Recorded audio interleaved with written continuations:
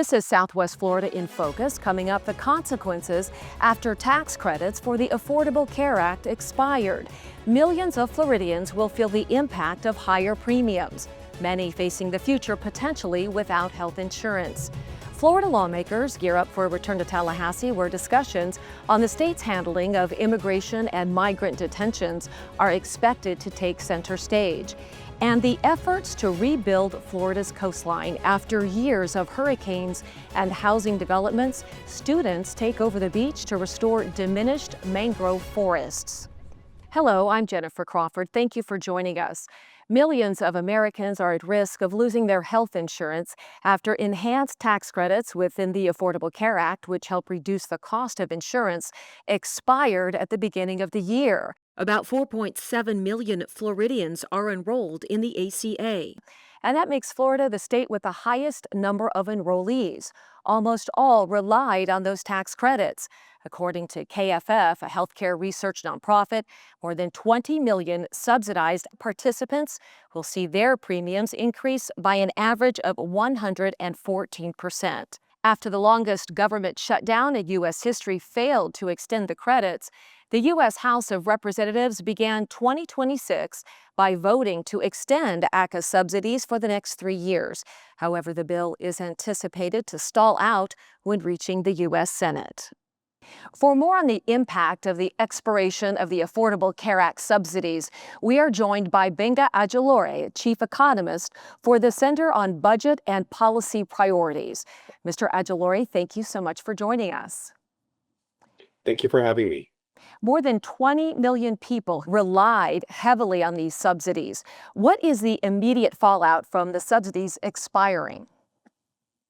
So the immediate fallout from this expiring is that their premiums are going to jump up upwards of at least 50% for a lot of people, even more for elderly people. Now, the subsidies or premium tax credits, they began in 2021 to help Americans get through the pandemic. Why have so many people now relied on these subsidies? So one of the things is that healthcare's coverage is expensive, and one of the things that's going to be important for people is to be able to afford them is the premium tax credit enhancements. And so, healthcare coverage will keep going up. But one of the things is that these subsidies have been made it helpful for them, and now that they've expired, it's going to be difficult for them to afford it. In Florida, nearly 5 million seniors get their insurance plans through the Affordable Care Act, and some are on fixed incomes. What does this mean for those seniors in particular who need the subsidies to be able to afford health care? So the biggest thing is that they're going to have to keep on the coverage, and so it's going to make it more expensive. So then the question is, what do they have to give up in now that the coverage has become more expensive? What's going to happen with housing? What's going to happen with food? We're in a period of where we're seeing higher prices for a lot of goods like energy, groceries, things like that. So the question is, what are these seniors going to have to give up in order to continue their healthcare coverage? Tough questions. Now, recent reports estimate over 4.5 million Americans will simply forego health insurance altogether. What impact does that have on the health insurance marketplace altogether? So what that's going to do is increase premiums for all of us. The way we keep premiums down is by having people who are both healthy and people who need health coverage to be able to have health insurance. The other thing that, doesn't get talked a lot about is that people who still don't have health insurance, when they need it, are still going to, use the healthcare coverage. And this is going to have huge impact for rural hospitals because having coverage is what makes these hospitals financially viable. So now that people are going to drop off, as you said, about 4 million people, now premiums are going to go up. Hospitals are going to have to bear more of the cost, and it's going to make everyone struggle. Is there any option for business owners who want to provide health insurance for their employees?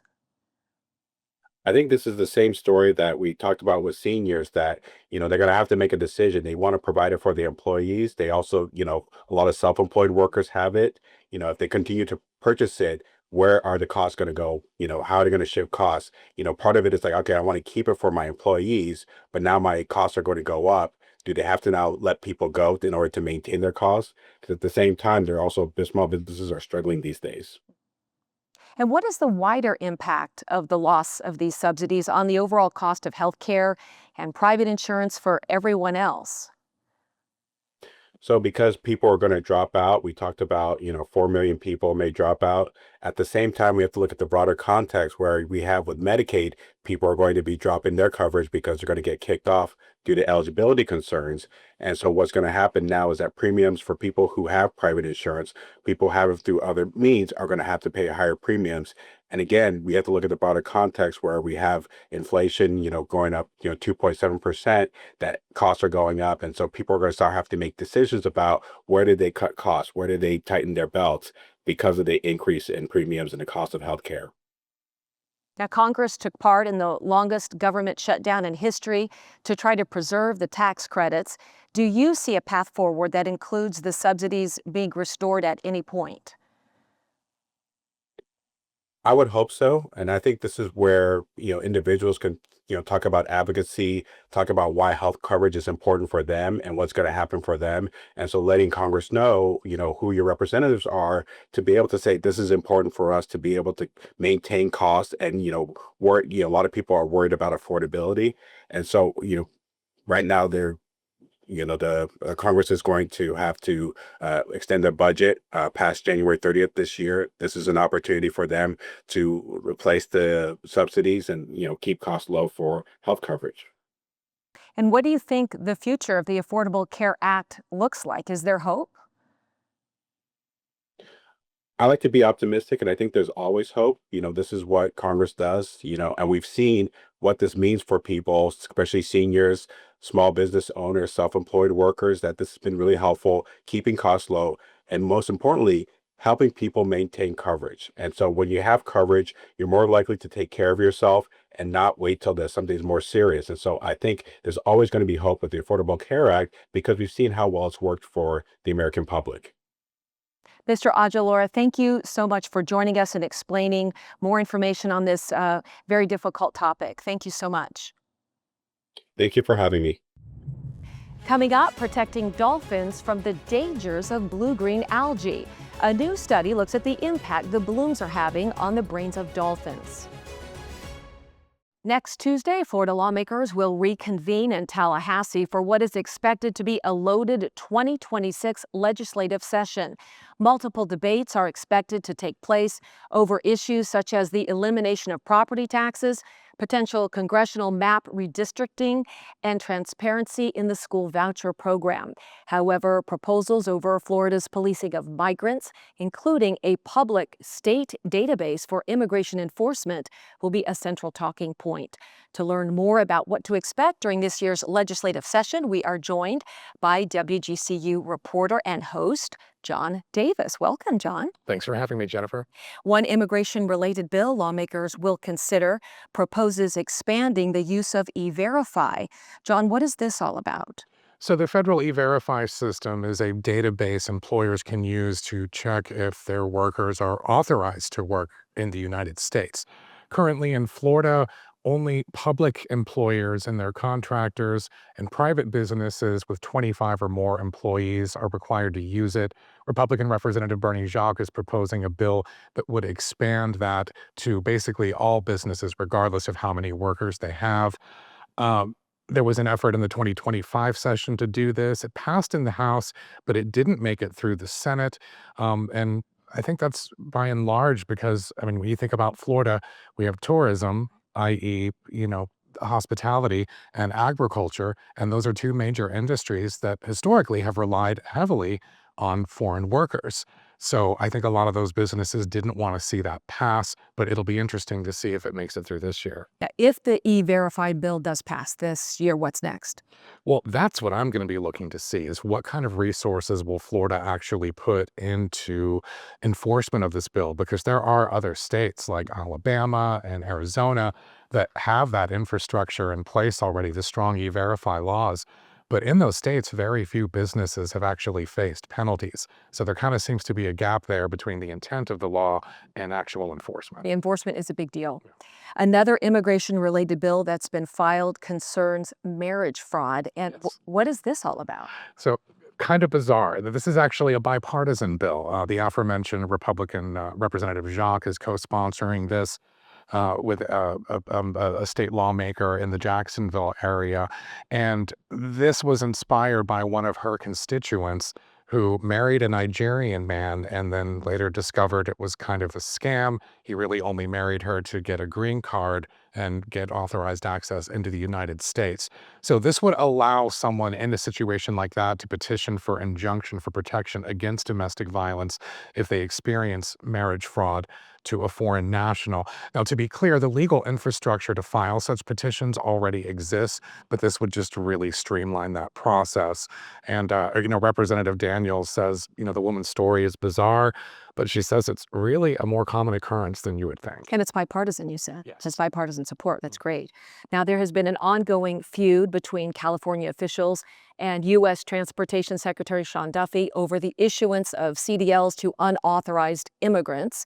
This was all sparked after an undocumented immigrant with a CDL issued through the state of California made an illegal U-turn on the Florida Turnpike, causing a tragic, terrible crash that killed 3 people last summer.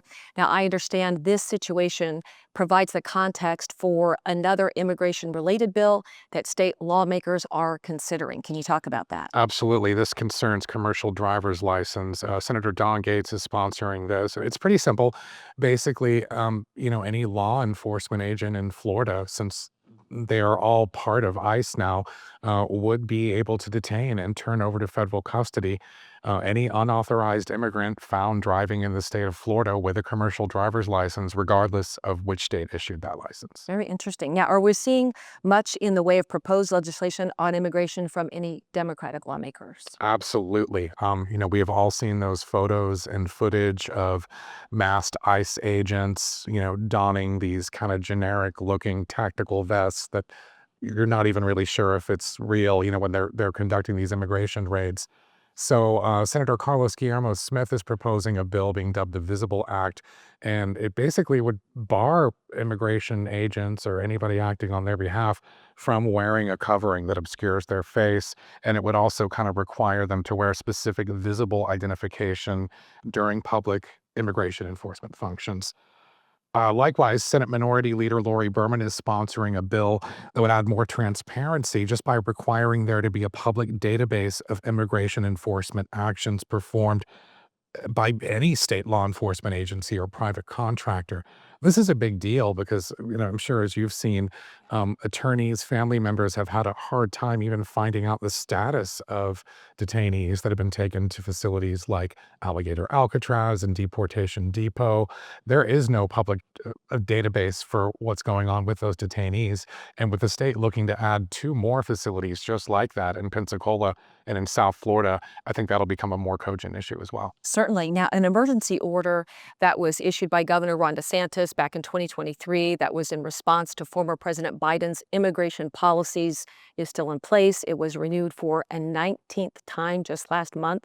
Are Democrats in the state legislature looking to address this and try to do something to curb the governor's emergency powers? Yeah, Democratic state lawmakers have been trying to get that emergency order rescinded for a while now. Last summer, they petitioned the governor to take it down.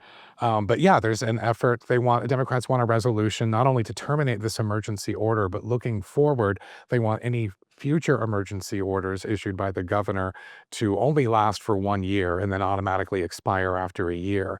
And if there's a need for the emergency order to extend beyond a year, then they would need a vote of 2/3 of the state legislature in order for that to happen. All eyes are on Tallahassee coming up starting Tuesday. And you've been following this for almost 2 decades now, the legislative session, and we are so grateful for your expertise, John Davis. Thank you for joining us. Thanks, Jennifer. The 2026 Florida legislative session begins on Tuesday, January 13th, and will run for 60 days. It is expected to conclude on Friday, March 13th. Make sure to head to WGCU.org or download the WGCU app to stay up to date with all of the activity coming out of Tallahassee. Florida Fish and Wildlife Conservation says the return of the statewide bear hunt is a success. 52 bears were harvested during the 3-week hunting period, despite 172 permits being issued. FWC says it's a hunter success rate very close to other states with similar parameters. FWC checked and gathered data from each harvested bear for potential future black bear hunts. Conservation Officer George Worthend says the hunt is, quote, about helping bears succeed over the long term in our state and is a way for us to guide an iconic Florida species into the future. Florida Division of Law Enforcement says there were no wildlife violations, but one hunter did receive a warning for a minor wildlife management area violation. Warm waters and varied habitats make Florida one of the best places in the country for dolphin watching. But high temperatures and plenty of sunshine also create the perfect breeding ground for something that harms dolphins, blue-green algae. The algae blooms can enter ecosystems populated by dolphins. A new study reveals a connection between the toxic algae and Alzheimer's in dolphins. We are joined by Dr. David Davis, a research associate professor of neurology and associate director of the Brain Endowment Bank with the University of Miami's Miller School of Medicine. Dr. Davis, thank you so much for joining us today. Thank you so much. When we think of blue-green algae, we are mostly concerned about the physical issues that could impact us as humans. But you co-authored a study that brought to light the dangers that this poses to dolphins, particularly in the development of Alzheimer's disease. Can you tell us about it? So the study we did in the lab, we actually want to see how these environmental occurrences of blue-green algae and the toxins that they release would actually, impact uh, kind of the health of the marine life because dolphins, they're basically living in these environments that are constantly having blooms. And our goal was to just kind of see, what were the changes that these toxins could cause uh, to the brain of these animals. They're very, very intelligent animals, so they pose a really good research model to look at the effects of algal bloom toxins and particularly changes that could happen to the brain that could be related to humans. Is Alzheimer's something that commonly develops in dolphins, or are these symptoms being triggered by exposure to the blooms? So there's a emerging field of research that shows that these dolphins, they're long-lived mammals, but they could develop changes in their brain that are similar to Alzheimer's disease. But generally, it's not really uh, known in the field that these animals have dementia. So our study was pretty unique to find these types of signatures in their brain and these high levels of toxins. So we related the two together, and what we found is that dolphins that were exposed to these algal toxins during algal blooms had these horrible uh, changes in their brains that were reminiscent to people who had Alzheimer's disease. It's quite alarming. This study focused on the Indian River Lagoon. Were these dolphins stranded in this region? Yes, they're all stranded in the Indian River Lagoon. We tried to look at different areas of the Indian River Lagoon, and our study spanned it about a decade. So we wanted to kind of give kind of a holistic view of what was going on in the Indian River Lagoon for the last decade. And what we found is that surprisingly, the toxin levels in the dolphins' brains didn't increase as the study progressed during the years, or the dolphins that were sampled during the years. But we did see that the Alzheimer's disease signatures became more robust as each sequential algal bloom season. Was there a substantial difference in the neurological issues for the dolphins during the seasons when the blooms were not present?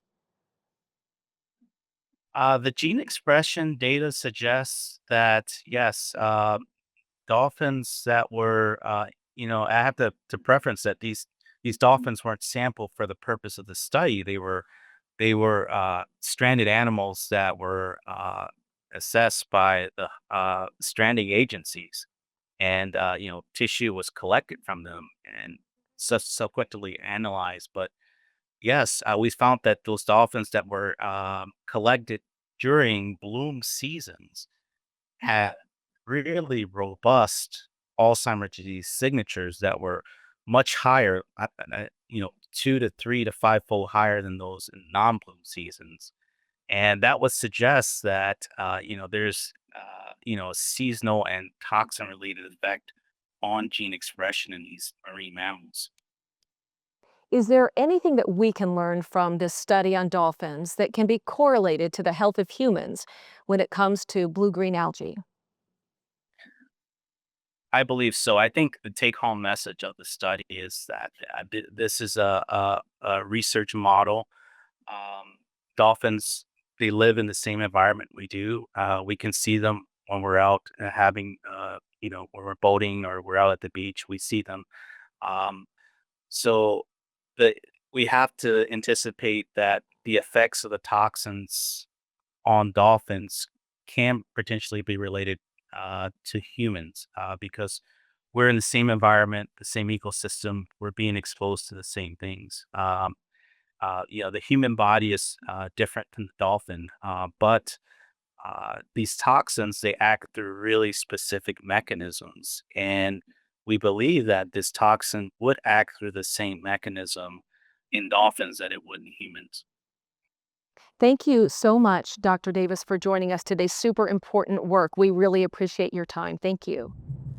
After the break, rebuilding Florida's first line of defense against hurricanes. The efforts happening to help restore the depleted mangrove forests. When it comes to the storm surges we go through during hurricanes, mangrove forests are critical as they reduce wind speeds and flooding. But those natural barriers are being threatened. The Conservancy of Southwest Florida says more than half of Florida's mangrove forests have been lost, mainly due to human interference, including coastal development. As WGCU's Emma Rodriguez reports, Southwest Florida students are hitting the shores to help rebuild these Gulf Coast guardrails. So I think there's a lot of people that are feeling stressed about the future. So it feels really good to me that a couple of hours from now, we're going to be able to look at a young mangrove forest and say, man, we did that. That was Wynn Everham, professor of ecology and environmental studies at FGCU. He and his team know Florida mangroves and their value well. That's why FGCU's Water School and Island Coast High School's Academy of Natural Resources partnered up to plant the forest. Mangroves offer great benefits to Fort Myers Beach's ecosystem. They serve as a habitat for native fish and birds and provide great sightseeing opportunities for tourists. But they also protect from storm surge, a large threat to our barrier islands. Greg Kosick with Lee County Parks and Recreation spoke to that in the context of Hurricane Irma.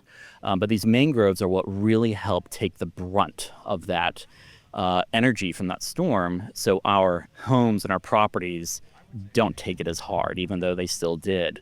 So they act as that natural buffer, that natural almost energy sponge for that storm. And so we're really trying hard to help make sure that these mangroves are allowed that time. Trailers and truck beds full of mangrove propagules, or detached parts of mangroves that act as a seed, rolled into Bowditch Point that morning.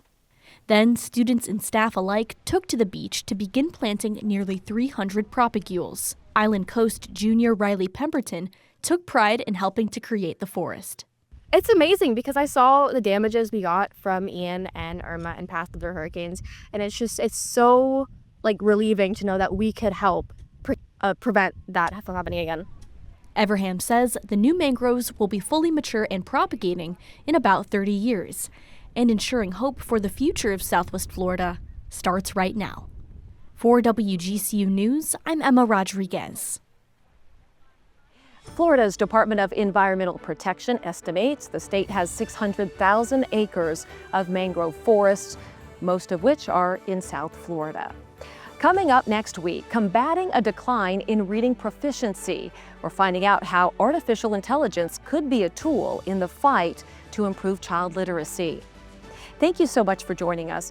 Make sure you download the WGCU app where you'll find all of our stories plus those extended interviews.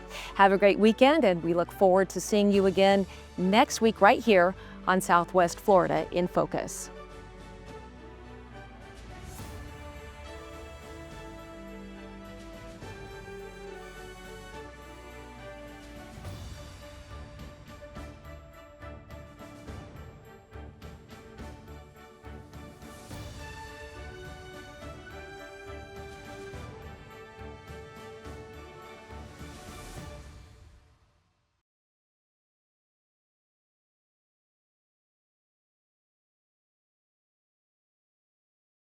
Thanks for watching. We've got more great content for you, from news to the arts to the environment. So be sure to like and subscribe to WGCU's YouTube channel and follow us on our social media platforms for the stories that matter to you.